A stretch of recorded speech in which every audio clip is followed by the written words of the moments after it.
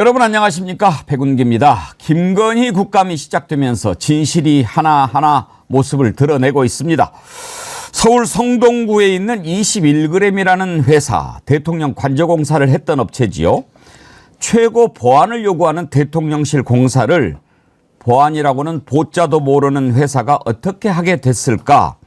그걸 따져보기 위해서 대표를 증인으로 채택했더니 도망가 버렸습니다. 나타나지 않습니다.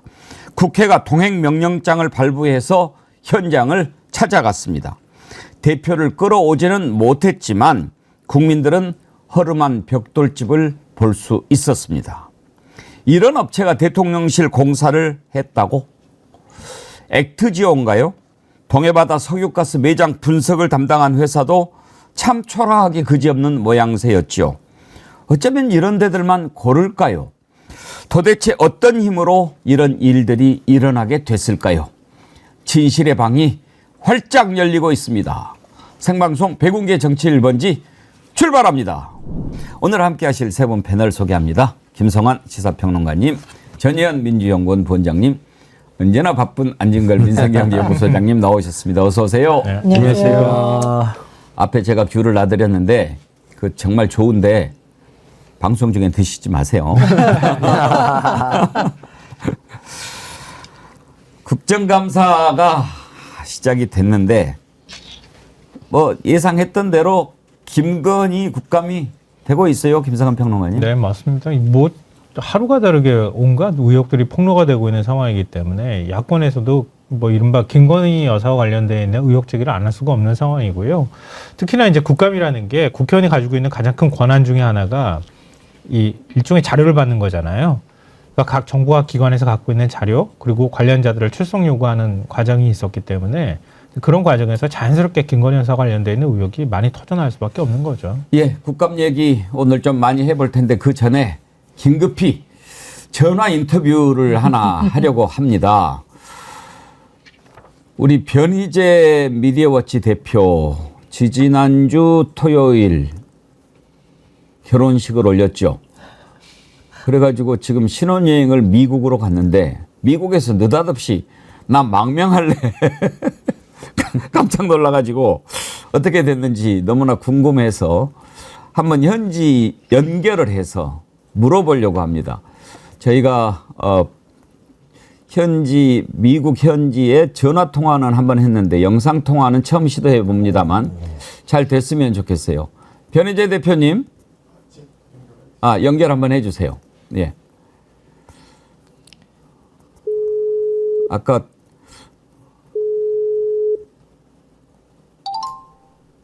여보세요?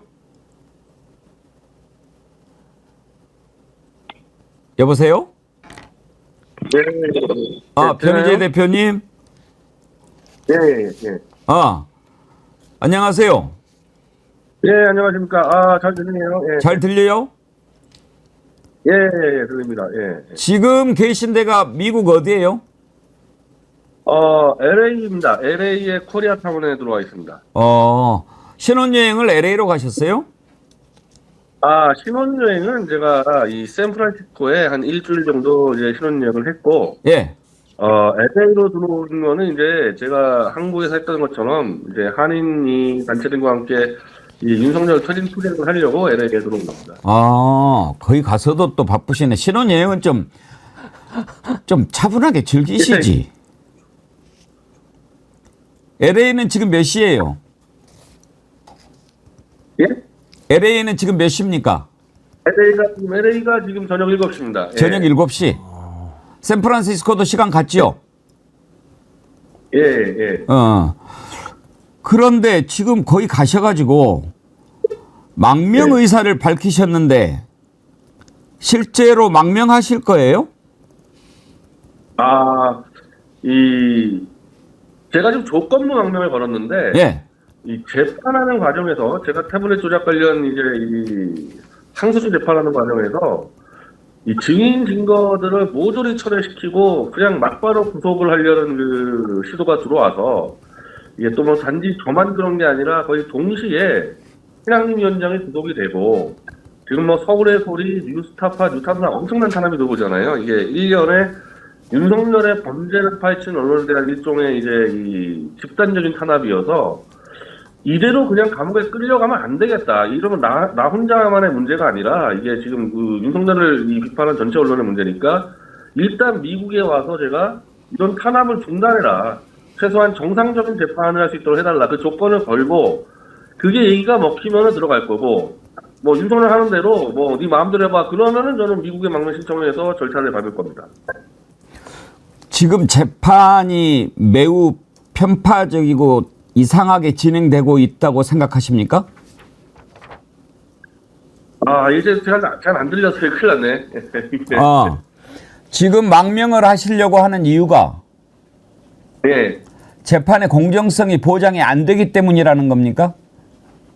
예. 일단 첫 번째는, 제가 지금 이 항소심 재판을 지금 4년째 끌고 있는데, 4년 전에 이미 채택된 증인들이 있어요. 그러니까, 이 태블릿 PC, 최순실이 썼다는 태블릿 PC는 저는 김한수가 사용했다고 주장하고 있거든요. 예. 그럼 이거는 어떤 법리로 보더라도 김한수 증인은 채택이 돼야 돼서 채택이 된 증인입니다. 근데 그걸 이제 새로운 판사가 들어오더니 그냥 증인을 취소해버리고 바로 선고하겠다가 들어왔기 때문에 이건 뭐 도저히 뭐 공정성을 기대할 수 없는 재판이라는 게 하나 있고 또 하나는 태블릿 사건에서 계약서 위조건이 있어요. 이건 SKT와 검찰이 공모를 했다고 제가 주장을 하는데 제가 자신있게 말씀드리는 위조가 100% 부패였습니다. 이건 필사표대로 그냥 위조가 밝혀졌는데 오히려 윤석열의 검찰을 기소해버렸습니다. 그러면 제가 그 법원을 또 어떻게 믿고 재판하겠냐는 겁니다. 그래서 이 윤석열 정권과 이 검찰 그리고 이 법원의 행태로 봤을 때는 현재로서는 도저히 공정한 재판을 기대할 수 없기 때문에 그냥 제가 감옥에 들어가서 옥중추행을 하느냐 망명하느냐 둘 중에 하나 선택을 해야 되는 입장에서 일단은 미국에 와서 재판 절차부터 바로 잡아라. 그 요구를 먼저 해보는 거죠. 재판 절차를 바로 잡는다면 어떻게 잡아야 되겠습니까? 큰일 났네. 이게 한 번씩 더 해줘야 될 것 같아요. 오케이. 지금. 아마 통화를 할 때 제가 얘기하고 바로 이야기하면 아마 잘 안 들리는가 봐요. 제가 얘기를 하고 듣고 나서 한참 있다가 질문을 할게요. 그런 것 같습니다. 한 번 더 해주셔야 될 것 같습니다. 예. 자, 그러면 재판이 지금 공정하게 진행되지 않는 것 같다. 이런 상황에서 들어가 봐야 나는 이제 부당한 재판의 희생양이 될 것 같다. 그래서 망명을 하겠다. 이런 말씀이신데 짧게 김한수가 그 태블릿 PC의 실소유주고 사용자라고 말씀을 하시는 거잖아요. 그 증거가 뭡니까? 증거는 뭐 너무 많은데 이 시청자들이 알기 쉬운 증거는 뭐냐면은 일단 태블릿 PC를 개통한 자가 김한수입니다. 이건 다 인정됐는데 요금까지도 김한수 개인이 내고 있었는데 검찰과 특검은 야 그렇게 되면은 개통도 김한수, 요금도 김한수, 최순실 거로 덮어씌우기가 어려우니까 김한수가 냈던 요금 기록을 일체 은폐해버렸어요. 그리고 계약서 자체를 김한수가 요금을 안 낸 것처럼 위조하다 걸려버렸거든요. 그래서 결국에는 우리가 찾아보니까 김한수가 돈을 내고 돈을 내자마자 바로 2분 만에 쓴 기록들이 쭉쭉 나오고 그 쓴 내용이 김한수가 청와대 홍보팀에 있었는데 정확하게 홍보 업무들이에요. 이 태블릿 PC에 쓴 이 기록을 보면 다 홍보 업무여서 이건 뭐 빼도 박도 못하게 김한수가라는 게 드러난 상태입니다. 알겠습니다. 그러면 이제 그 조건이 안 받아들여지면 망명을 하겠다 이런 생각이신데 어떻게 하실 겁니까? 일단 망명을 신청하면요. 이 형식적으로라도 미국에서는 제가 지금 주장하는 바가 타당한지 안 타당한지 검증을 할 수밖에 없잖아요. 그럼 국무부가 심사를 하게 돼 있는데 그러면은 윤석열과 한동훈이 태블릿을 조작했는지 안 조작했는지를 결국 미국 정부가 심사하게 돼 있습니다. 이거는. 그래서 제가 만약에 망명 절차가 받아들여지면은 저는 저에 대한 보고서가 나올 텐데 물론 미국은요. 설사 내 주장이 틀려도 감옥 보내면 안 된다는 그런 나라예요. 미국은. 이 법 자체가 명예훼손 죄가 없기 때문에. 근데 다만 저는 제 주장이 진실하고 제가 범죄를 정확히 밝혔기 때문에 제가 탄압받는 입장이기 때문에 미국 정부가 망명을 승인하는 과정에서 제 주장이 맞다고 판단해서 얘기해버리면요. 윤석열의 범죄가 미국이라는 나라가 인정하게 되는 꼴이 돼버리거든요. 그렇게 되기까지 시작하면 이건 뭐 윤석열 정권은 뭐 유지가 안 되는 거기 때문에 윤석열 정권이 판단을 잘해야 될 겁니다. 그냥 국내에서 절차들을 해결할 거냐 아니면은 국제적으로 대한민국 대통령이 범죄자라는 게 완전 봉인되느냐 이 기로가 되는 겁니다. 이건. 미국의 망명을 신청을 한다면 받아들여질까요? 제가 사례들을 많이 알고 있는데요. 아까 말씀드린 대로 이 사실은 많이 알려지지 않아서 그렇죠. 주로 보수 쪽 농객들이 망명한 사례가 많이 있어요. 그러니까 좀 제가 볼 때는 좀 터무니없는 주장. 예를 들면은 땅굴이 서울까지 들어왔다 이런 주장하다가 이제 좀 중벌을 받을 법해서 했다고 해서도 이 언론이나 논객을 함부로 감옥에 가두면 안 된다는 입장이기 때문에 틀린 주장을 한 사람도 망명을 받아준 사례들이 있습니다. 근데 저는 명백한 진실을 주장했기 때문에 아마 신청하자마자 저는 놀랄거리도 없이 아마 망명을 받아들일 텐데 다만 저는 망명의 목적이 아니기 때문에 혹시 망명 절차가 진행되면은 저는 오히려 이거를 미국 의회로 끌고 갈 생각입니다. 미국 국무부 심사보다도 아예 미국 국회 이 청문회를 가가지고 윤석열 범죄를 한번 가려보자. 이 사례가 있죠. 이 박정희 정권 때 김영욱 전 중정부장이 망명했을 때 미국 국회 증언 나가지 않았습니까? 저는 그것도 추진해보려고 생각했습니다. 그러면 정치범으로 망명을 신청을 하는 겁니까? 정치범이요? 미국은 그 망명법 자체가요. 망명법이 있어요. 그거는 정확하게 해당 국가에서 정치적인 이유로 신변의 이 위협을 받는 경우만 되기 때문에 저는 제가 해당되기 때문에 그 미국 망명법에 의해서 제가 정치 망명이 되는 거죠. 지금 재판 받고 계신 중이죠? 재판이 진행되고 있죠. 예, 지금 결심 앞두고 있는 상황이죠. 그러면 지난번에 구속됐다가 보석으로 나와 있는 겁니까? 2018년에 사전 구속, 그러니까 재판 없이 사전 구속되고 그 구속될 때 중앙지검장이 윤석열이기 때문에 이미 저를 구속 시킬 때부터 윤석열이 개입했던 사건이거든요. 그리고 2019년도에 보석으로 나왔는데 2심이 벌써 지금 5년, 6년째 진행되고 있는 상황입니다. 2심이.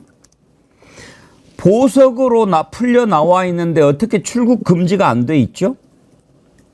제가 보석으로 나오자마자 출국 금지를 시켰습니다. 그래서 저는 지금까지 출국 금지가 돼 있는 줄 알았는데 이번에 그 정부에서 온라인 출국 금지 조회 시스템이 나와가지고 조회를 해보니까 저희 다른 기자들도 다 구속되고 기소됐는데 다른 기자들은 다 출금 상태인데 저만 풀려 있었던 거예요.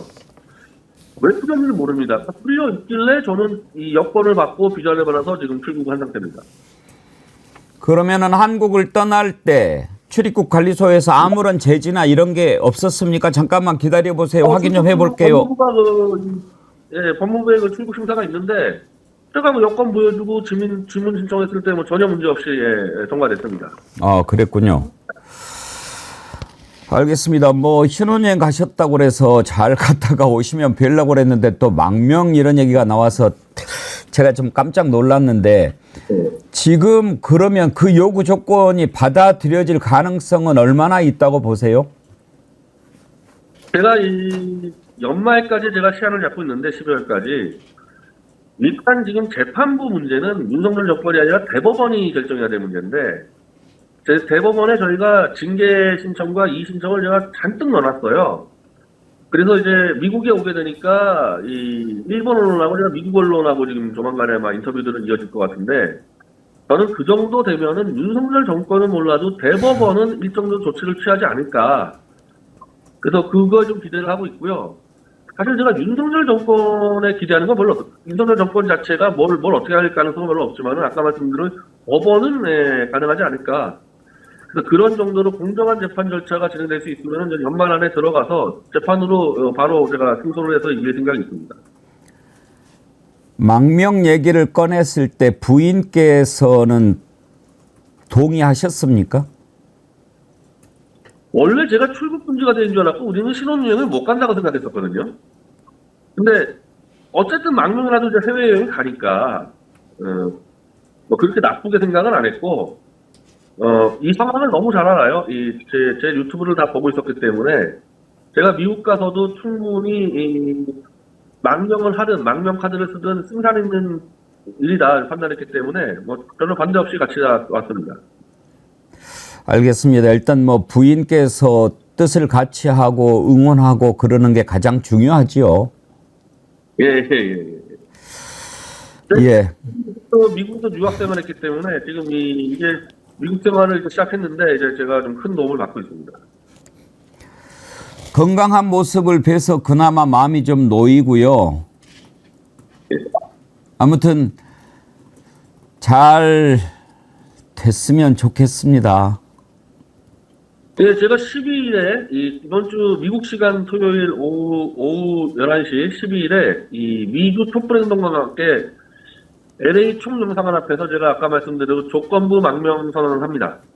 그래서 그 망명 선언문을 영사관, 대법원, 뭐 대통령실, 국회 다 보낼 거거든요. 그래서 이거는 국내에서 어떻게 풀어주냐에 따라서 제가 망명 결정을 나는 거고, 망명을 하게 되면 이 국내에서 벌어진 이 추악한 범죄, 대통령의 범죄와 그걸 똑바로 보도하는 언론의 문제들이 전부 다 국제사회로 넘어간다. 그러니까 이 부분을 좀 염두에 뒀으면 좋겠습니다. 알겠습니다. 한 가지만 여쭤보고 마칠게요. 혹시 이번에 망명 선언하고 또 이런 과정에서 도움을 주고 계시는 미국 정계라든지 뭐 그런 쪽의 인사들도 있습니까?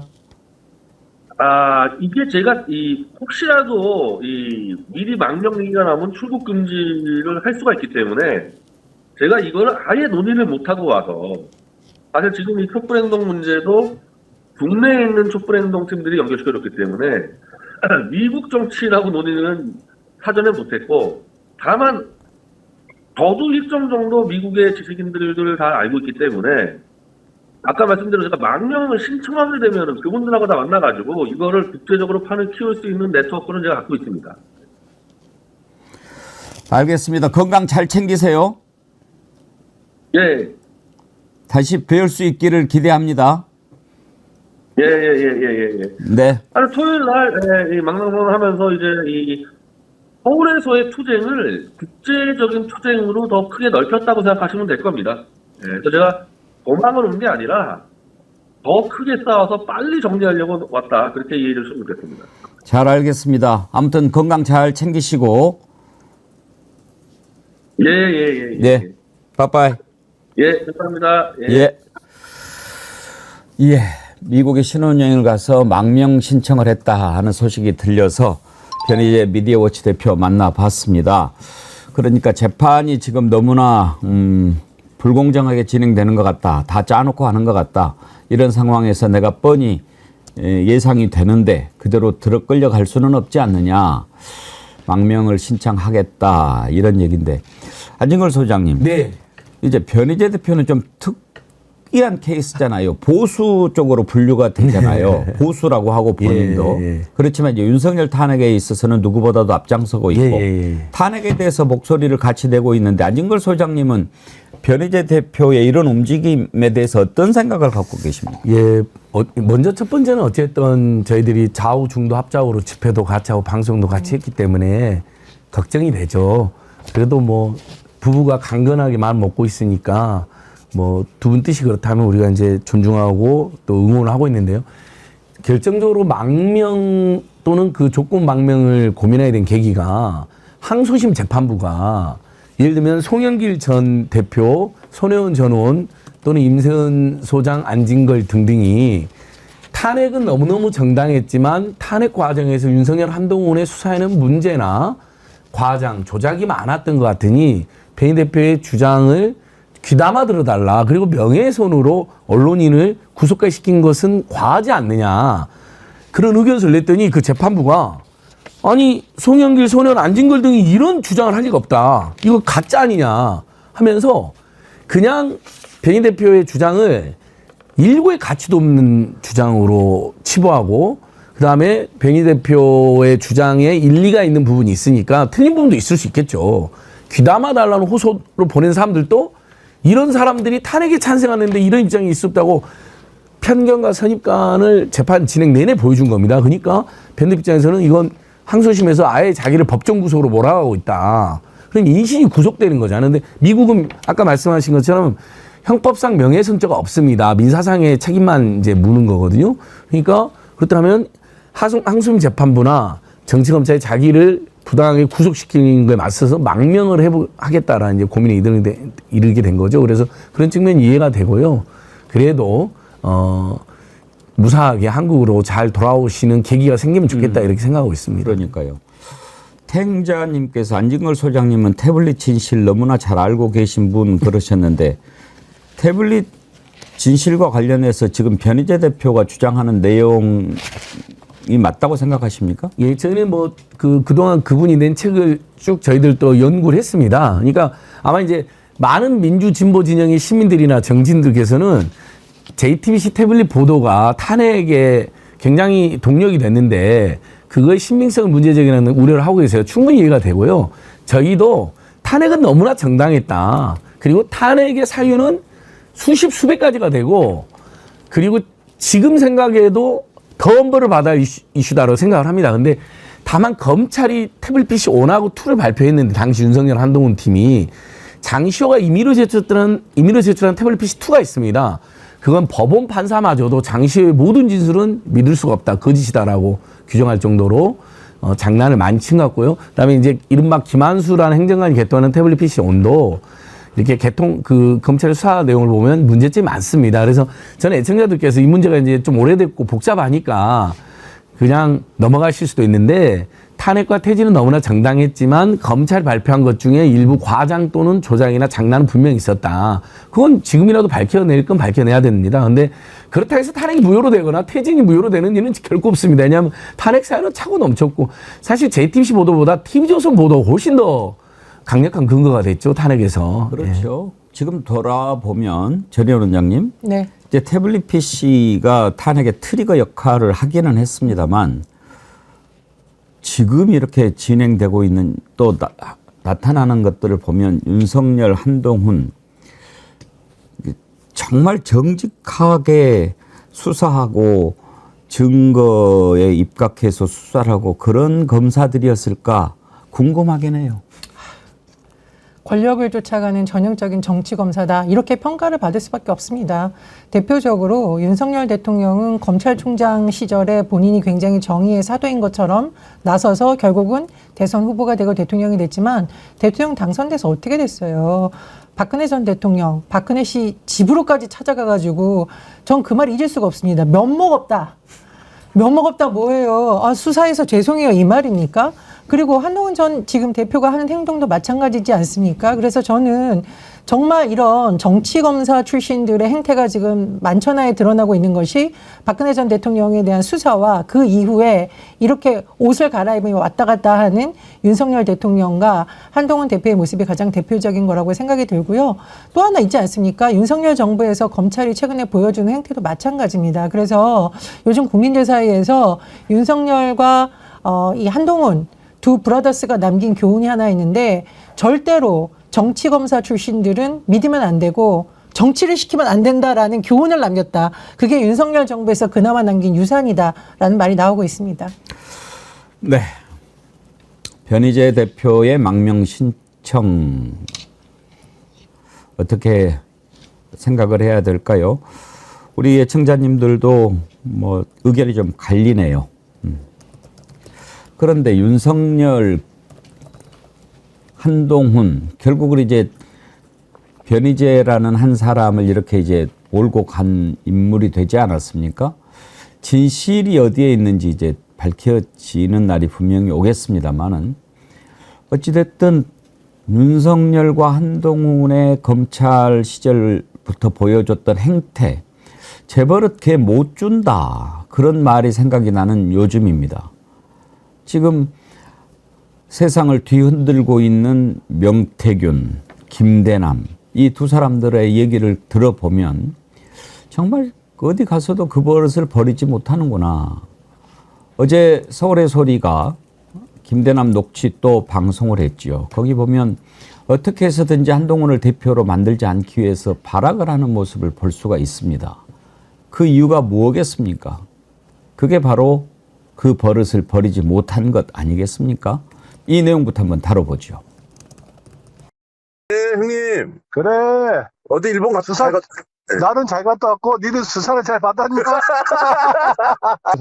그래서, 이쪽에서도 이제 네거티브 때문에 한동훈 관련된 뭐, 엑스파일이든 뭐든 좀 찾고 있으니까. 예. 네가 좀 신경 써주고 있다가. 그래, 형님.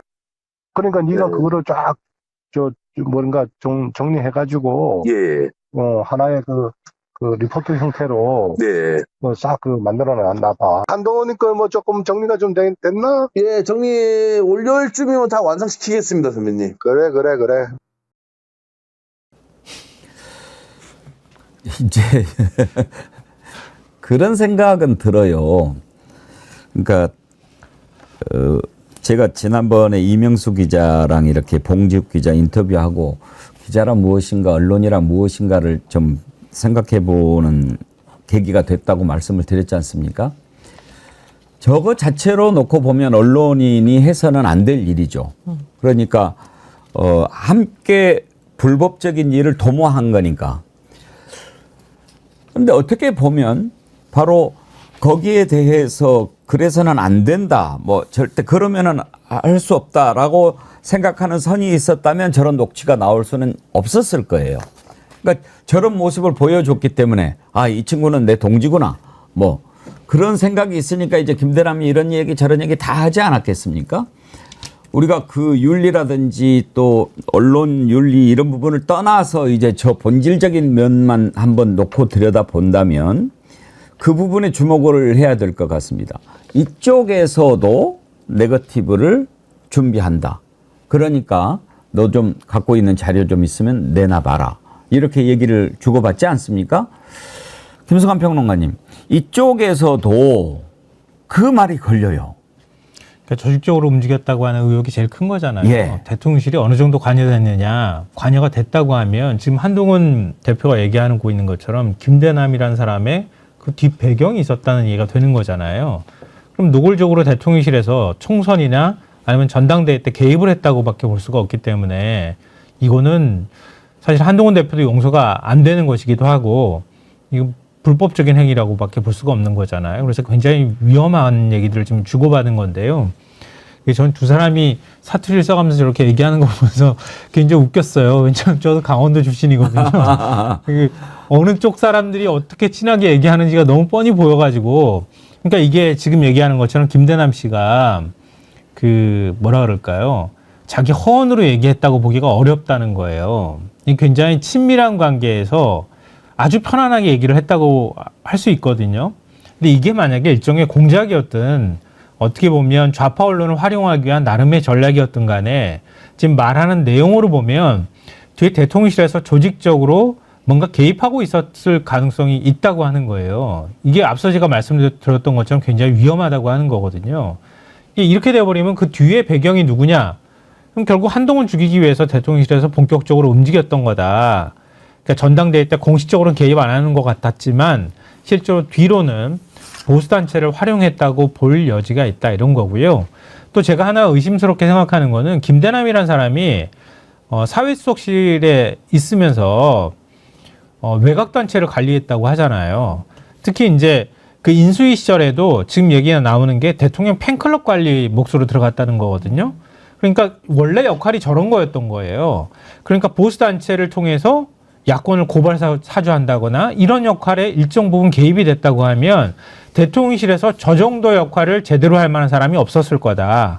그러니까 총선에 출마하든 아니든 간에 대통령실 나오고 난 다음에도 그 역할을 맡았을 가능성이 있다는 걸 보여주는 거라는 거죠. 이건 한동훈 대표가 팔쩍팔쩍 뛰면서 지금 당무감사하겠다고 하고 있잖아요.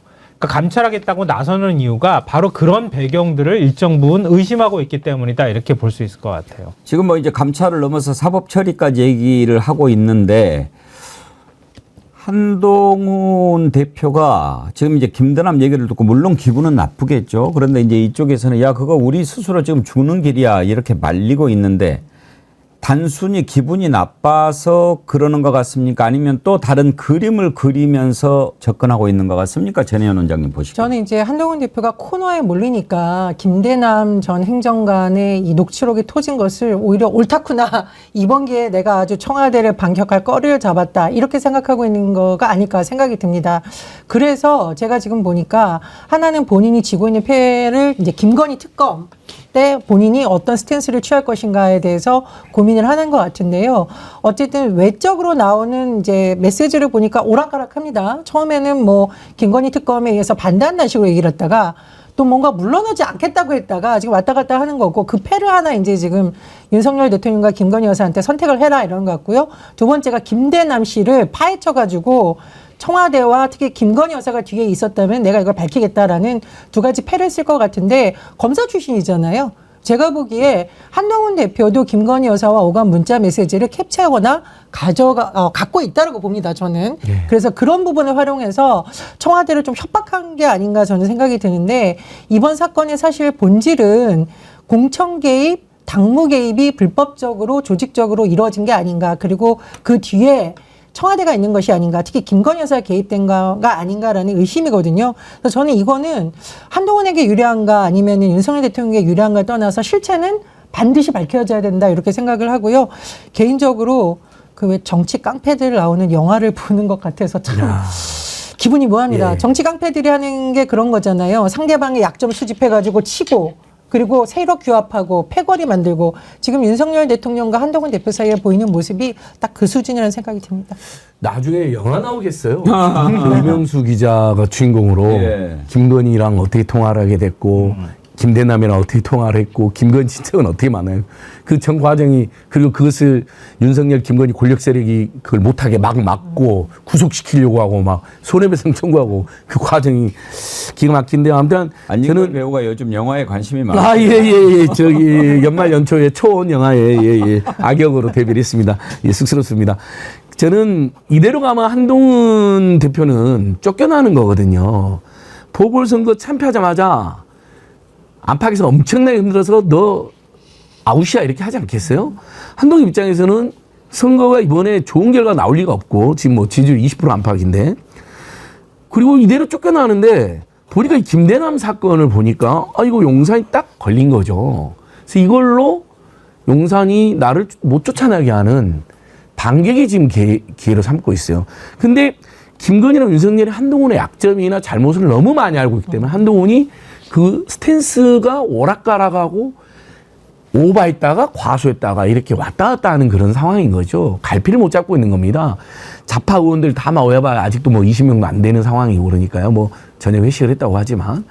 그래서 한동안 이런 국면이 계속될 거다. 그럼 아마 한동훈이는 자기가 이렇게 그냥 보궐선거 참패 책임을 지고 쫓겨나면 완전히 정치적으로 끝나는 거 아닙니까? 분명히 김건희 특검에 대한 찬성이라든지 김대남 심지어 김대남도 특검할 수 있는 거잖아요. 이 정도면요. 그리고 김대남이 말한 건 여러분 애청자들께서 알기 다 사실입니다. 저는 절대 우기라고 왜냐하면 지난 총선 때 한동훈의 문자를 공개할 수 있는 사람은 김건희 말고는 없잖아요. 그걸로 한동훈이 무례한 놈이라고 뭐라 한 건 김건희가 승인했기 때문에 하는 거거든요. 그리고 한동훈 스스로도 총선 때 뭐라 했냐면요. 비대위원장을 나를 그만두게 만들려고 했는데 거기에 대해서도 자기는 막 버텼잖아요. 비대위원장도 그만두라고 윤석열이 지시해 타긴됐잖아요.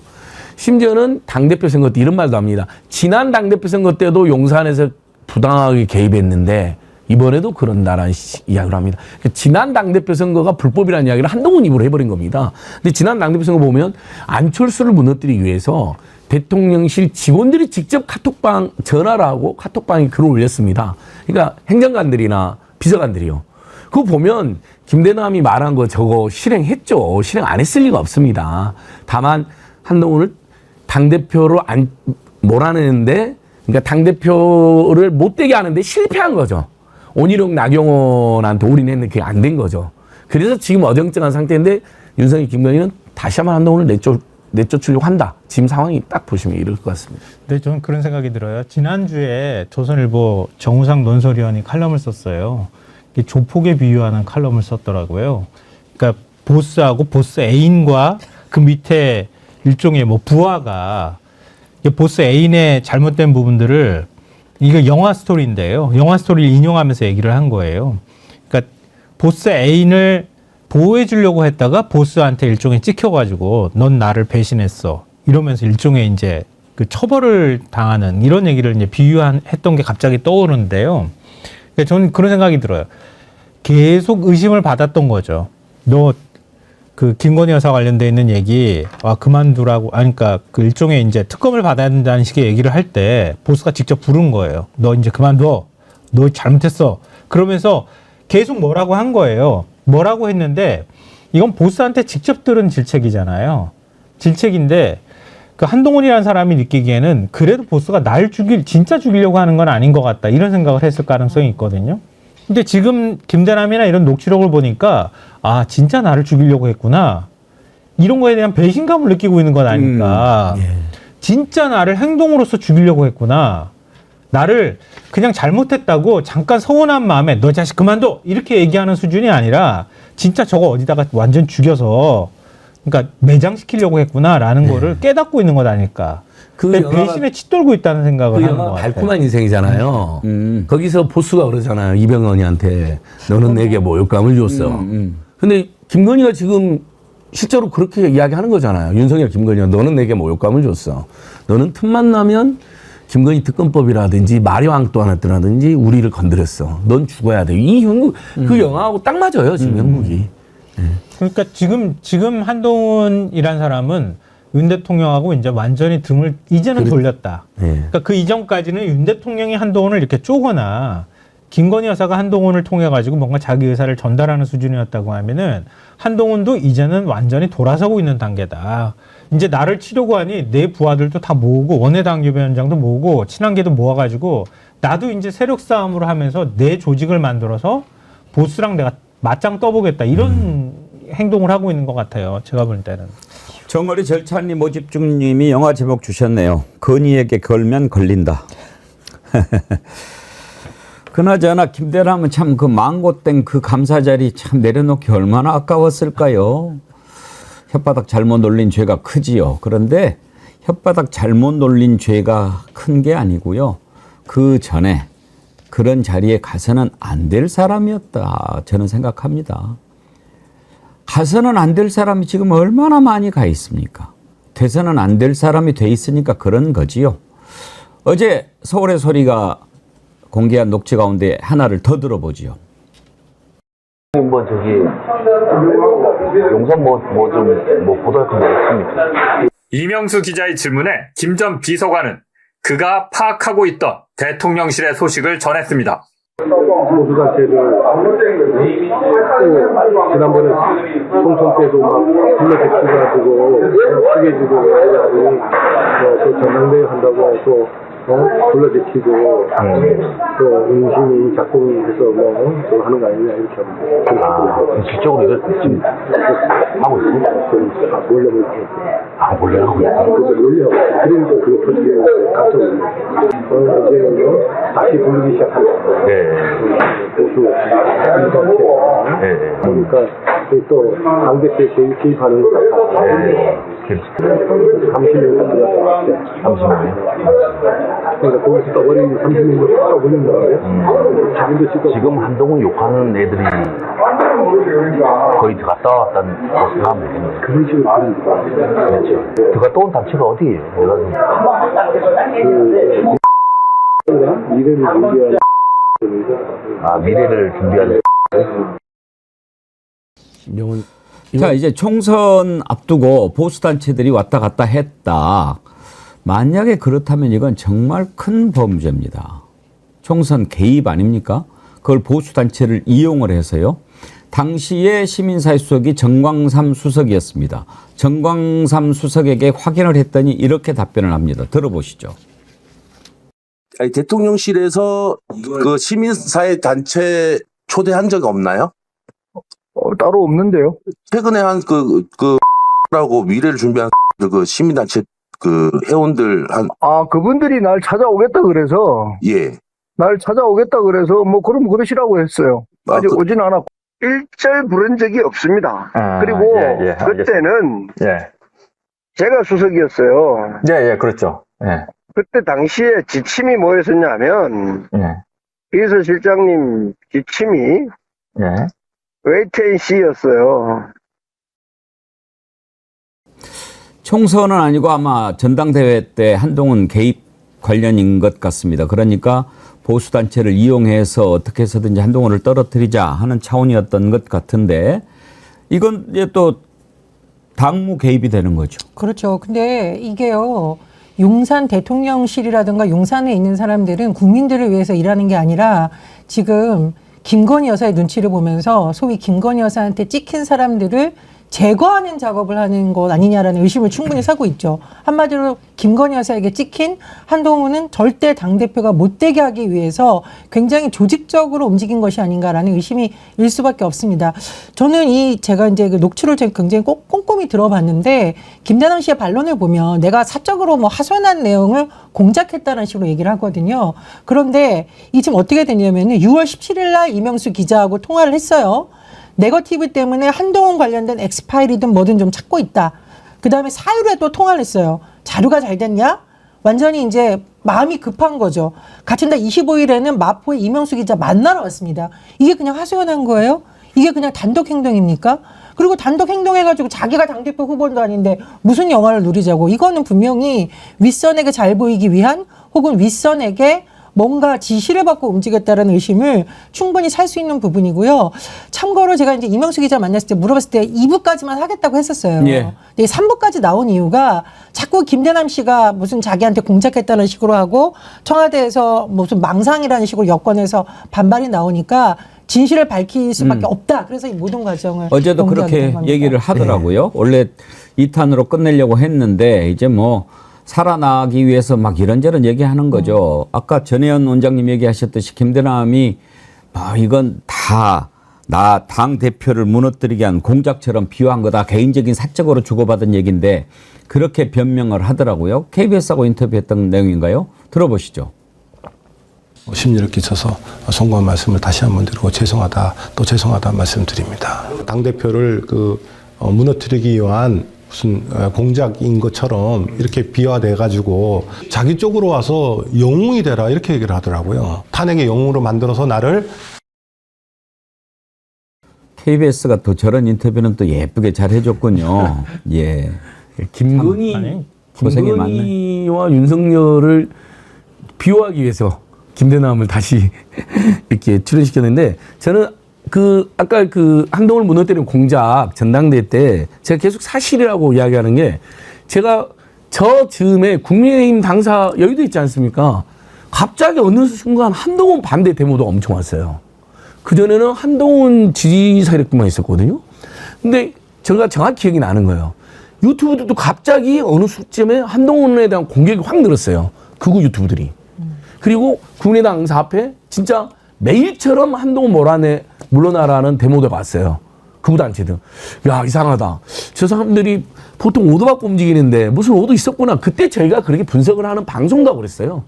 그러니까 저 공작은 실제 있었을 것입니다. 극우 단체를 동원해서 한동훈에 대한 그러니까 EJ로 서울의 소리를 동원해서 기사를 나가게 만들고 한편으로는 본인들의 직계인 극우 단체 동원해서 한동훈 공격을 한 것은 분명히 조직적인 실행이 있었다. 이렇게 보여집니다. 잠깐 그 부분 한번 좀 제가 설명을 좀 해드릴게요. 방금 전에 나왔던 김대남 씨 인터뷰 장면 한 번만 좀 띄워봐 주십시오. 저게 얼마나 웃기는 짓을 한 거냐면요. 지금 김대남 씨 처지가 어떤 처지입니까? 법에 어긋나는 짓을 했다는 의혹을 지금 받고 있고 본인이 그런 얘기들을 막 해놓고 지금 살아나기 위해서 여러 가지 핑계를 대고 있지 않습니까? 한동훈 대표가 이거 그냥 두지 않겠다라고 하고 있고 그러면 저런 사람들은 대체로 이제 인터뷰를 하려고 하지 않습니다. 근데 만약에 한다 하더라도 뭐 길거리에서 한다든지 뭐 이렇게 잠깐 뭐 피하는데 한다든지 그렇게 하지 다시 한번 보여줘 보세요. 아주 딱 세트를 차려놓고 조명까지 쳐놓고 인터뷰를 합니다. 저런 인터뷰는 지금 여기에 맞는 인터뷰가 아닌 거예요. 이건 방송에 그러니까 당신이 지금 억울한 처지에 있고 입장을 충분히 이렇게 드리도록 할 테니까 다 쫙 세트를 차려놓고 한 상 차려드리겠습니다라고 하는 거거든요. 지금 한번 보십시오. 지금 인터뷰를 하는데 이거는 아주 대단한 학자 인터뷰할 때 정말 중요한 정책 관련해서 설명할 때 이렇게 차려드리고 인터뷰를 하는 거예요. 지금 김대남 처지가 이런 처지가 아니잖아요. 근데 이런 식으로 인터뷰를 해요. 아니 저는 언론이라면 이 불법적인 공천 개입과 전당 개입 의혹에 대해서 대통령실에게 해명을 요구하고 진실을 파헤치는 게 언론의 사명이지, 범죄 행위를 한 것으로 지금 의심을 받는 인물을 들여다가 해명하는 자료를 저건 만들어준 거 아닙니까? 그것도 공영방송 KBS가 그 김건희 여사의 명품백에 대해서 자그마한 파우치라고 하고 명품백 수수 의혹에 대한 보도를 최근에 보니까 뭐라고 냈는지 아세요? 고가 가방. 지금 KBS가 완전히 무너졌다. 정말 한심스럽고, 그리고 지금 김대남 씨가 해명하면 할수록 저는 서울에서 녹취록 또 나올 가능성이 있다고 봅니다. 이명수 기자가 저에게 뭐라고 했냐면, 이건 공개해도 된다는 발언이었는데, 대통령실에서는 원희룡 후보를 밀어줬다. 고소고발하려면 마음대로 해라. 난 증거 가지고 있다. 이렇게까지 얘기를 했거든요. 그러니까 저는 저렇게 김대남 씨를 통해서 꼬리 자르게 하거나 개인의 과잉 충성으로 하려고 하면 할수록 또 다른 폭로가 또 나올 수 있다. 이렇게 생각을 합니다. 네, 김대남이요. 서울 보증보험의 그 상근 감사위원이 된 게 8월 2일이에요. 그러니까 총선 끝나고 난 다음에요. 그때 녹취록이 공개가 됐었잖아요. 내가 찍으면 갈 수 있다고 얘기를 했잖아요. 그러니까 어느 자리든 내가 공을 세우면 간다고 얘기를 했단 말이에요. 총선 끝나고 난 다음에 어찌됐든 컷오프 됐는데 승복하고, 그리고 난 다음에 선거를 열심히 도왔다고요. 그리고 전당대회가 7월 23일이었습니다. 지금 이제 녹취록 공개된 게 7월 23일 전이었거든요. 보니까. 그러니까 전당대회 때 모종의 역할을 했으니까 상을 준 거지. 그렇죠. 8월 6일 날 상근 감사위원으로 취임했다 하면 그 전에 절차가 들어갔다는 얘기가 되는 거니까 전당대회 고무렵쯤부터 시작해가지고 검증 작업에 들어가서 추천 과정이 있으니까 절차가 끝난 게 8월 2일쯤이었단 말이에요. 그러니까 상 줬다고밖에 볼 수가 없는 거죠. 그러니까 국민의힘 내부에서 야 이건 말도 안 되는 일이다 이렇게 얘기를 하고 있는 겁니다. 현현 기경님 메이크업도 했구만. 탤런트인 줄. 녹수님 옛날에 써니 아이디 쓰시던 분이죠. KBS가 KBS 짓거리 했네. 에라이 앵간히 해라 앵간히 해. 이거 제가 주로 쓰는 표현인데 이은주님, 앵커님 친정이 저런 짓거리만 해대니 많이 부끄러우시죠? 토닥토닥입니다. 아이고. 정말 가슴이 찢어지려고 합니다. 가슴이 찢어지려고 해요. 뭐 어제 이진숙이는 나와가지고 MBC를 뭐 나름 뭐 영어 발음 굴려가면서 코퍼레이션 뭐 하던데 MBC가 민노총 민주당 브로드캐스팅 코퍼레이션이라고. 그렇게 보입니까? 그러면 KBS는 뭐라고 합니까? 꼴통 브로드캐스팅입니까?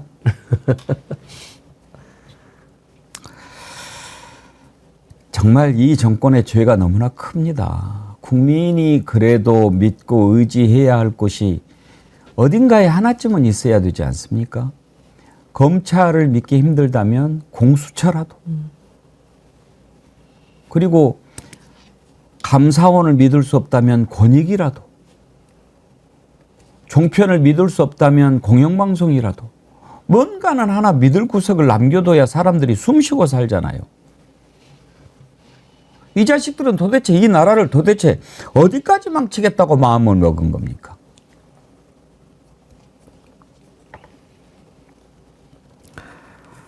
아유, 참 볼 때마다 속이 뒤집어집니다. 뒤집어져요.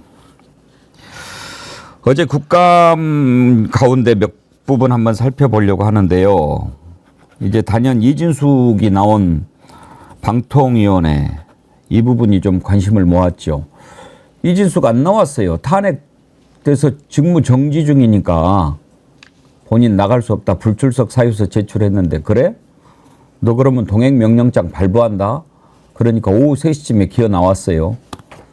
나와가지고 그 최민희 위원장한테 선서를 제출하는데 그 표정 참 가관입니다. 그거 보낼 건데요. 그 전에 중간 고지 지금 16,000명 넘게 동접해 계신데 좋아요는 7,000명이 안 됩니다. 어제 10,000명 넘게 좋아요 눌러주셨는데 며칠 동안은 제가 좋아요 눌러달라고 계속 말씀드릴게요. 자, 어제 그 장면부터 한번 보시죠.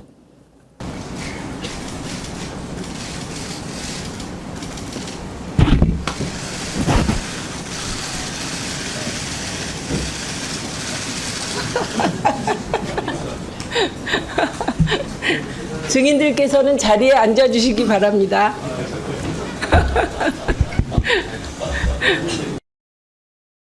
왜 저렇게 웃은 거죠? 전혜원 원장님? 그러니까 지금 완전히 무슨 그 과방위원장하고 기싸움을 하는 듯한 이런 모습을 보이고 있는데 저 모습이 좋아 보이십니까? 저는 굉장히 기괴해 기괴해요. 보였거든요. 기괴하고 참 유치찬란하다. 저게 국민의 대표기관인 국회가 보여줄 모습인가라고 하는데 제가 여의도에서 물어봤어요. 국민의힘과 보수 쪽 좀 지인들에게 윤석열 대통령과 김건희 왜 이렇게 이진숙을 좋아하는 것 같아요? 그랬더니 세 가지랍니다. 첫 번째, 하도 이진숙에 대한 비난 여론이 높아서 한동안 김건희 여사에 대한 비난 여론을 물타기 해준 것 같다. 두 번째, 극우 유튜버에 그냥 마음대로 막 출연한다. 근데 윤석열 대통령이 극우 유튜버 좋아한다고 소문났잖아요. 세 번째, 국회를 무시하는 유치찬란한 태도가 참 누구랑 닮았다. 참 기괴한데 저는 이진숙 방통위원장 지금 탄핵된 인물이죠. 보수라서 지금 민주당에서 비판하는 게 아닙니다. 야당에서 비판하는 게 아니에요. 방통위원장 되자마자 탄핵이 될 만한 일을 저지르고 실제로 근무는 이틀밖에 안 하고서 굉장한 월급을 받아가고 이런 행태가 정말 기기괴해한 역사상 전무후무한 태도를 보이고 있기 때문에 방송 장악위원장을 하려는 의도가 너무나 명백하기 때문에 비판을 받고 있는 거고요. 이진숙 위원장의 저 행태가 과연 국민들이 보기 어땠을까? 제가 보니까 국민의힘 의원들도 되게 씁쓸해해서 나중에 최민희 방통위원장이 막 질타를 하는데 제가 국민의힘 의원들이 표정을 좀 방송을 통해서 보니까 좀 난감해하는 것 같더라고요. 그래서 이 김문수 장관과 이진숙 위원장을 왜 윤석열 대통령과 김건희 여사가 좋아할까? 기괴한 세 가지 이유 때문이다. 이런 말이 여의도에 떠들고 있다고 합니다. 기괴한 세 가지 뭐죠? 일단은 첫 번째가 하도 욕을 먹어서 김건희, 윤석열에 대한 비판 여론을 대신 맞아준다. 두 번째, 극우 유튜버에 출연해가지고 사고를 잘 친다. 극우 유튜버 보면은 이준석 지금 위원장도 극우 유튜버 성향에 출연한 거 논란이 되고 있고, 세 번째로 국회 가서 싸운다. 이 세 가지 때문이라고 소문이 나 있습니다. 근데 제가 듣기로는요, 보수 진영 쪽에서 이진숙처럼 하지, 이진숙처럼 하는 사람이 하나도 없어. 너무 잘하잖아. 야당하고 싸워가지고 대통령실에서 그런 반응 나왔다고 제가 들었어요. 그러니까 야당한테 기죽지 않고 저렇게 맞짱 떠가면서 싸울 수 있는 사람이 누가 있냐. 이준석 보니까 속이 시원하다 이렇게 얘기를 했다는 거예요. 그러니까 그런 얘기를 전해 들었겠죠. 잘한다 이렇게 박수 쳐줬겠죠. 그러니까 고기 안 숙이고 꼿꼿하게 가가지고 저러는 거예요. 근데 사실 이게 말이 안 되는 게요. 국감이 피감기관장으로 간 거잖아요. 근데 가가지고 증인 선서하고 자기가 그거 갖다가 위원장한테 주는 자리잖아요. 근데 위원장한테 이렇게 악수 이렇게 하는 사람 난 처음 봤어요. 이런 거는 없는 거예요, 원래. 유치찬란. 제출하는 거예요, 제출. 그렇죠. 제출하고 인사하고 오는 거란 말이에요. 저는 인사청문회 자리에서도 총리 후보자도 저렇게 안 해요. 저런 식의 태도를 보이는 거는 저건 난 든든한 뒷배가 있다.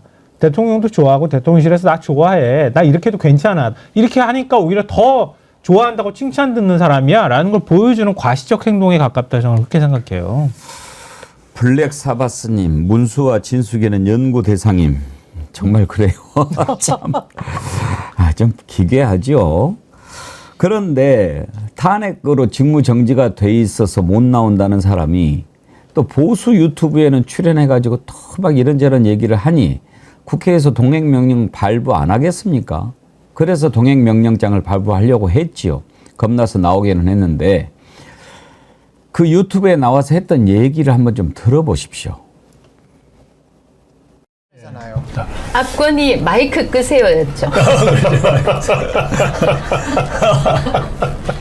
이게 제가 그렇지 않아도 그 말도 했습니다만 제가 그 청문회장에 가보니까 사람들이 이제 출마한 사람들이 저는 뭐 본선까지 안 가봤으니까 그런데 왜 배치 달려고 하는지 알겠더라고요. 그래서 제가 이제 그 동물농장 그거를 인용을 했지 않습니까? 동물농장 인용하셨어. 모든 동물들은 평등하다. 그런데 어떤 동물들은 다른 동물들보다 더 평등하다. 좀 더 평등하다. 예. 그러니까 보수 여전사 하면 다 같이 이진숙. 국민이 자유파 국민이 부여한 자랑스러운 간판입니다. 자, 보수 여전사 이진숙. 감사합니다. 자. 그 고성국 씨는 지금 KBS의 아주 중요한 라디오 프로그램을 진행을 하고 있고 저렇게 하고 있는 사람이 양쪽에 있는 사람은 누구예요? 양쪽에 있는 사람은 저는 조금 한 명만 좀 낯이 조금 익은 것 같은데 한 명 변호사인 것 같은데 오른쪽에 있는 사람은 누군지 잘 모르겠네요. 아휴, 저렇게 하고 있습니다.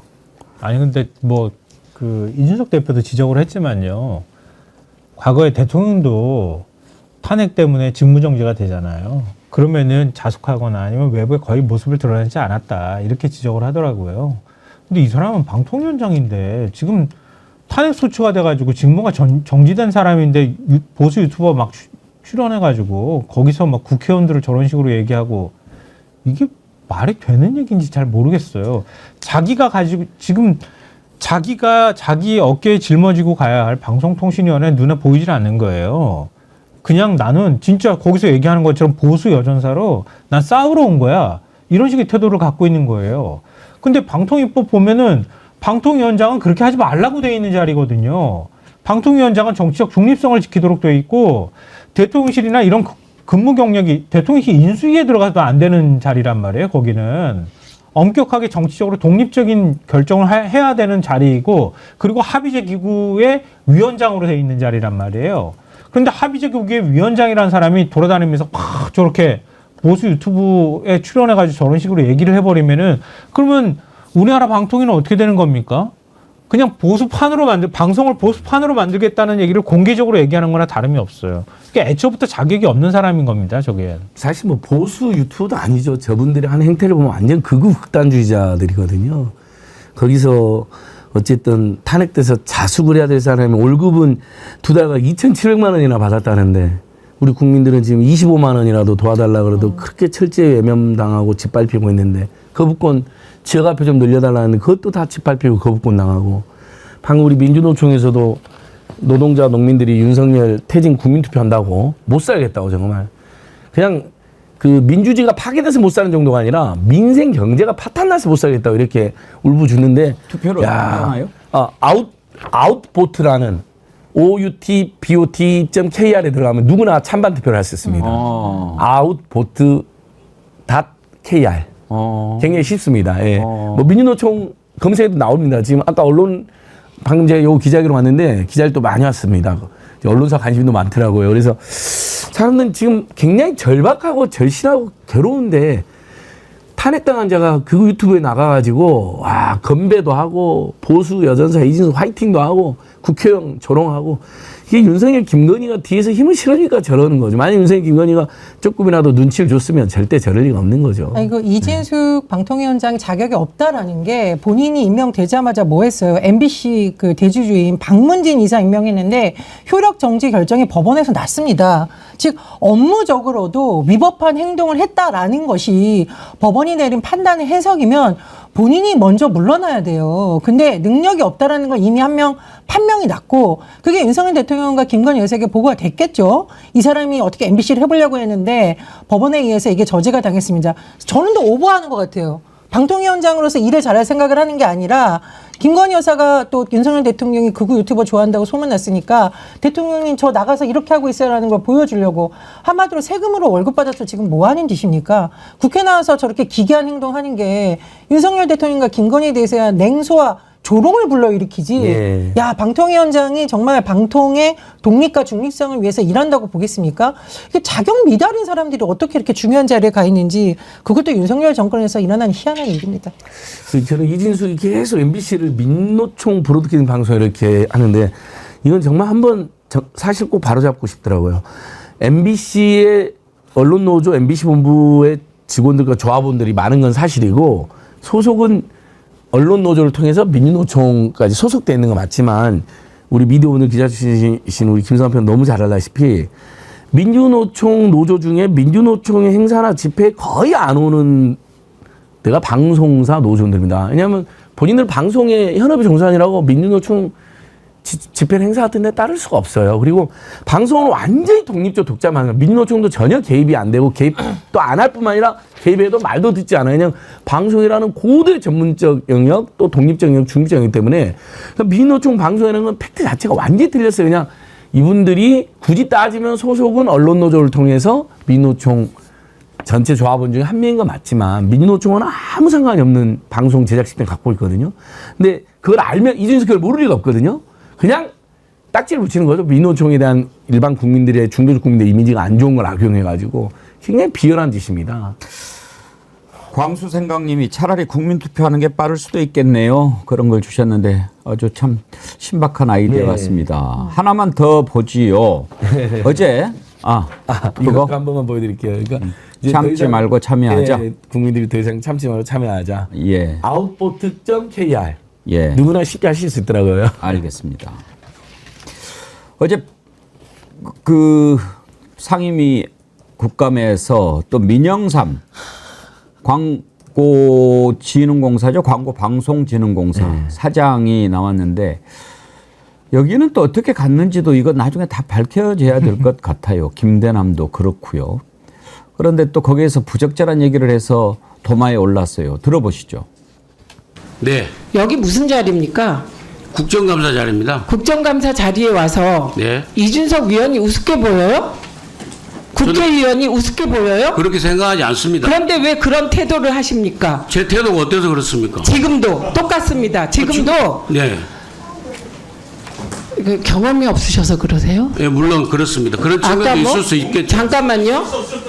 한동훈 대표한테 억지로 생깔랑 억지로 그 생트집을 억지로 생트집을 잡으려고 하면 안 된다는 겁니다. 아무리 증인으로 나왔지만 억지로 생트집을 잡고 김우영 의원님 지금 이 모습은 국민의힘 위원들도 아무도 옹호를 안 하잖아요. 얼마나 저 행동이 잘못된 겁니까 지금? 제가 생각할 때는 국민들이 보고 계신다고 봅니다. 국민들께서 국민들이 보고 계신다니까요. 와. 그러니까 쌩깐다 뭐 이런 표현을 썼죠. 네. 쌩 깐다고 했다가 본인도 이거 큰일 날 거니까 생트집으로 얼른 바꾸네요. 근데 그 다음에도 또 쌩 깐다는 얘기를 또 하고. 유튜브 방송에서 하도 험악한 얘기를 네. 많이 했던 분이라 그래가지고 방송 정지가 됐던 분이에요. 방송에서. 혹시 아시는지 모르겠어요. 그러니까 방송에서 굉장히 말을 지나치게 많이 해요. 지나친 말들을 많이 해가지고 그래서 방통위 징계를 받았어요. 그래서 방송에 출연을 못했단 말이에요. 그러니까 그랬던 인사가 그리고 그 외에도 극우 유튜버를 굉장히 오랫동안 했고 같이 유튜버를 했던 단짝인 사람은 지금 YTN 아침 프로그램 진행으로 갔죠. 지금 뭐 아까 고성국 박사도 지금 KBS 진행으로 갔던 거랑 좀 비슷한 예. 케이스인데요. 그렇게 하고 지난 총선 때 많은 분들이 아시겠지만 이철규 의원이 왜 그 위성정당에 비례공천 제대로 안 하냐 그러면서 공천을 얘기했던 당사자 중에 한 명입니다. 근데 거기에 국회의원 딱지 달아주지를 못하니까 코바코 사장으로 보냈어요. 그때 국악방송 사장도 거기에 이름이 거론이 됐었고요. 아니 근데 저는 이게 도통 이해가 안 되는 게 진짜 민영삼 씨의 뒤에 누가 있는가 정말 김건희 여사가 있다는 소문이 사실인가 의심스러운데 이 민영삼 씨가 윤석열 캠프에서도 며칠 만에 해촉이 됐었어요. 그때 이준석 대표에 대해 가지고 너무 그 심각하게 한 문제가 돼서 아마 사실상 말로는 잦은 사태지만 쫓겨나다시피 해촉을 한 걸로 알고 있습니다. 당시로서는 어쨌든 그 대선 캠프가 힘을 모아야만 된다 이런 분위기 때문에 했는데 그런 문제도 있고 두 번째로 잘 보시면 이번에 전당대회 앞두고 민영삼 씨가 한동훈 거짓말 엄청 잘한다는 식으로 뉴스에도 나왔어요. 그러니까 이게 누구 심기에 맞춰서 이렇게 특정인을 그것도 여권 내 인사들을 저격을 해서 그 보상을 가지고 공천 거래를 시도하거나 혹은 이런 자리에 간 게 아닐까 상당히 의심이 된다.